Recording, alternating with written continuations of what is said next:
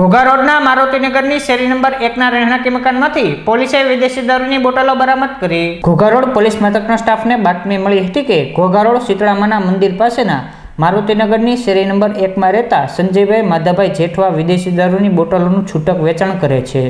જે બાતમીના આધારે પોલીસે સંજયભાઈ જેઠવાના રહેણાંકી મકાનમાં રેડ કરતા વિદેશી દારૂના ચપટા મળી આવ્યા હતા, જેના અનુસંધાને પોલીસે સંજયભાઈ જેઠવા વિરુદ્ધ ગુનો નોંધી જરૂરી કાર્યવાહી હાથ ધરી હતી।